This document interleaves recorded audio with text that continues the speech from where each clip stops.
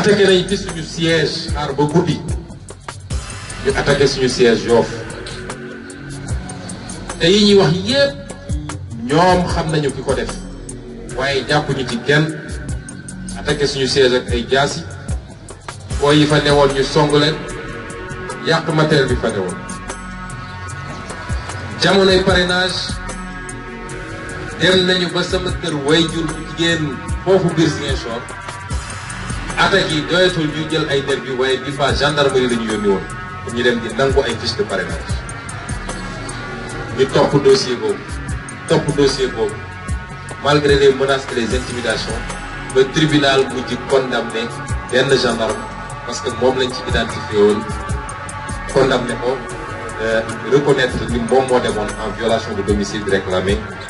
loo xam ne waru ko réclamé kon campagne de diabolisation fu ne ñu dugg dem ci foyer religieux yi bu jullit bu catholique tarixa bu mu ci doon waaw waa ji de nii la mel waa ji de lii la gëm waa ji de bis bu toogee nii loolu nag war nañoo fàtte ne lu bëri ndax nit ku baax ku mës a jóg su dee yonent yi ñoo ci muccul nitu diine yi tudd fii muccuñu ci waaye sax nitu politique yi waroon defar Sénégal te ñu lajj ko muy ñoom Mamadou Dia ak ñoom Cheikh Anta mujjuñu si kon ñun mënuñu cee mucc waaye lim ñu war a dalal suñu xel rek mooy ñu ngi ci yoon bu baax bi parce que suñ fi newuloon 304 partis moo nekk Sénégal ci li ñu ne reconnaître nañ ko ñun ñoo ci mujjee judd bu ñu demee nag ba jàppal Pastef atil Pastef dañu sant yàlla ñoo ngi ci yoon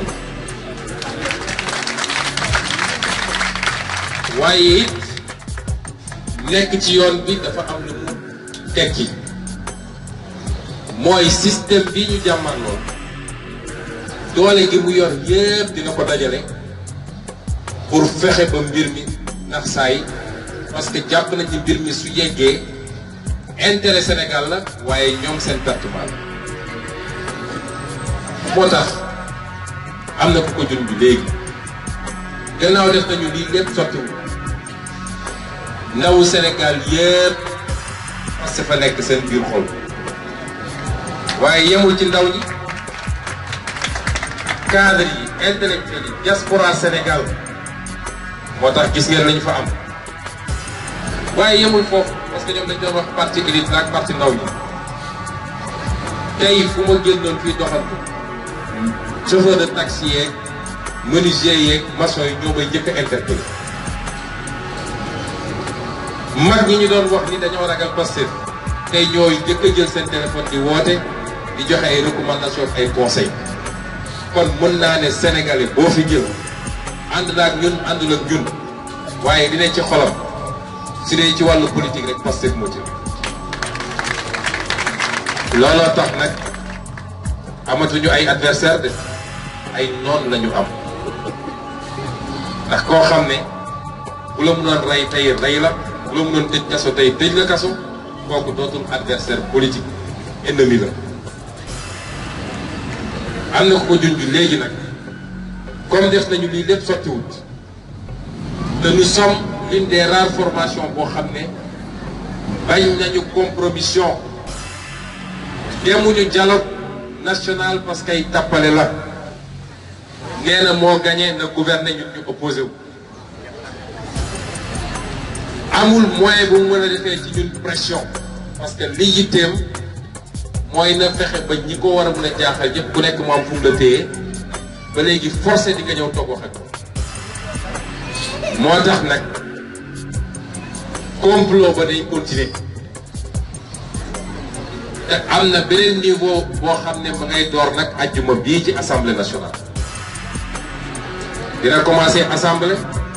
dem tribunal delluwaat assemblée ñëwaat tribunal parce que seen bëbit yépp mooy lu ñuy def ba am lu ñu tiiñal Ousmane Sonko yàq casier ba pare ne mënatul dem élection foofu lañ ci toll te kenn rek nag mooy responsable waaye comme ñëwewul Ousmane Sonko moom day làqati ci gannaaw ay député xam ngeen ki may wax ba tax nag la ñëpp waajal xam ni xeex bi tey lay commencé parce que lii ñu gis nag muy dem te du taxaw ci kàttanu Yàlla ndax ku am jàngat rek xam ni meilleur résultat bu nit def ci élection bi ñu génn mooy ñun ndax ku dem sa première élection ànduloo coalition bu tax ñu wax yoroo ay milliards ñëw am score bii nga am ñoom ñëpp xam nañ ni meilleur résultat mooy boobu te xam nañ ni 16% boobu dans 4 ans encore su eggul 60% dina dépasse 50%. ñu ne kon nañu gaaw far ko balaa muy egg foofu loolu nag bu soobee yàlla dina ci am développement yu ñëw bugguma ñu def tey meeting politique comme dañoo daje ci circonstances particulières waaye rêve boobu nga xam ne moom la ñu amoon ñëpp ñun ñëpp rêve boobu nga xam ne moo doon dundal combat wu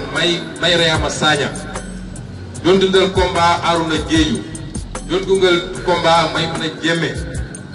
doyen Seydou Ndiaye ak keneen war nañu am fulla bu doy ñun ba duñu nangu ñetti nit ak ñeenti nit dem tëju def seen complot ne rêve boobu dañ ko fiy yemale. lu mu leen jaral rek dañu jaral lu ko ëpp parce qu'on le doit à ceux qui sont sacrifiés mais on le doit à ceux qui se sacrifient tous les jours jël seen alal bàyyi seen temps léegi bi soxna si di wax sama yaram dafa taw moo tax surtout la jeunesse sénégalaise màggat yi fi ne depuis Mathusalem te bëgg a compromettre seen avenir lu mu leen jaral benn rek danañ ko jaral yéen 100 000 muy fii muy département bu ne muy région bu ne tey la combat bi doog a door et incha allah nous irons jusqu'au bout asalaamaaleykum wa rahmatullah